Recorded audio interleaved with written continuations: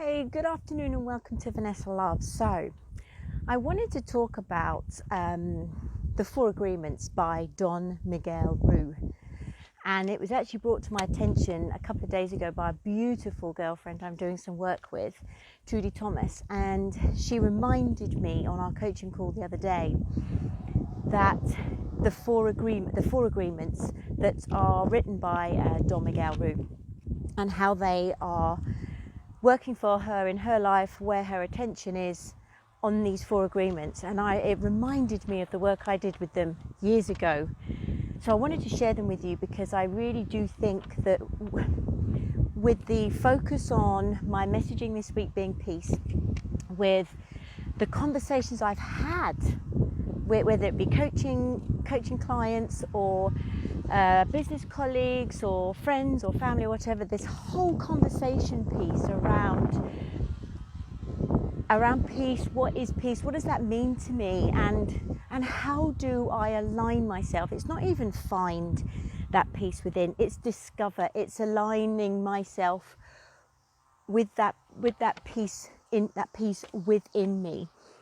And they're four really simple agreements, and I wanted to share them with you and how I believe these four agreements can play out in our lives for us to be able to align ourselves with that element of peace.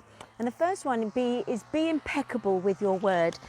And Don Miguel Ruiz talks about the fact that this is the most important one of the agreements, but the most difficult to honour.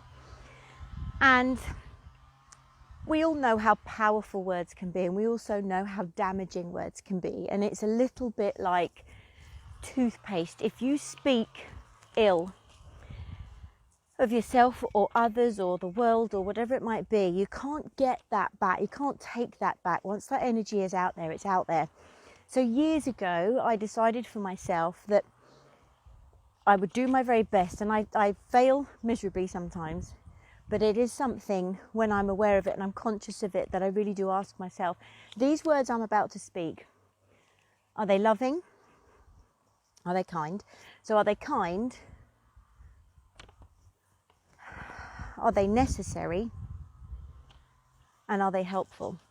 So many of us, and it's human nature, so many of us speak words from our ego. So many of us speak words from a place to be heard, rather than to speak from truth, rather than to speak from a place of honesty. And what I mean by that is integrity, in alignment with your truth. So be impeccable with your word. Ask yourself, when you are in conversation with yourself, or especially others, is this loving, i.e. is this kind, what I'm about to say? Because we think it and then we speak it. Is it helpful? Will it help the situation? And is it necessary? Is it necessary for me to speak this thing? Or am I really just speaking from a place of, I just want my voice to be heard? Because sometimes when you are speaking from a place of, I just want to be heard, that's your ego talking. If it's not helpful and it's not necessary and it's not loving or kind, don't say it. And I always remember my mum bringing Abby and I up with, if it's not kind, don't say it. And it's so true. It's so true. So that's the first agreement, is be impeccable with your words. The second one is don't take it personally. And a brilliant mentor of mine for years, Mary Kay Ash, when I was working with her company and her philosophies, she taught us Q-tip, quit taking it personally. Because when we take things personally, for me, when I'm offended, when I take something personally, when something hurts me, yes, okay, there is an element of responsibility that the other person perhaps needs to take, if you like, for maybe what they've said. But park that aside, not necessarily letting them off the hook, but just park that aside. If I take it personally, that's for me to deal with. That highlights a healing necessary for me, a healing necessary within me.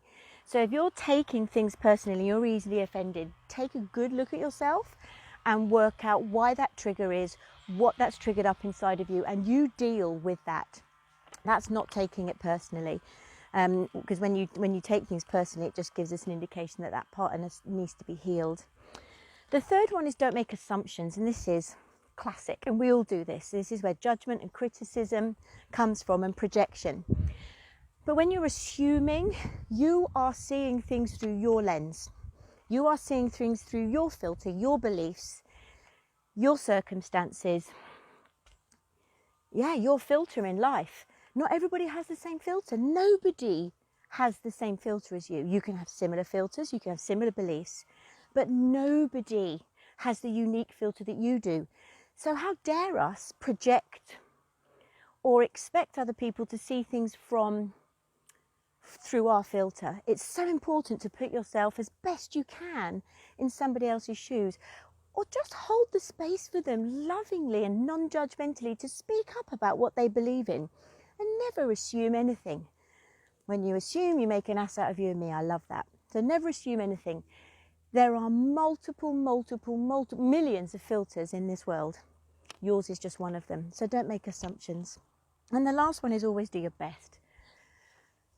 My dad always said to me when he used to tuck me in at night when I was a kid, and if I was ever upset about something, he said to me, Vanessa, if you've done the best you can, and you've done the right thing, as in what's true for you, and God knows that you've done your best, and that you have done the right thing, what's true for you, that's all you need to worry about.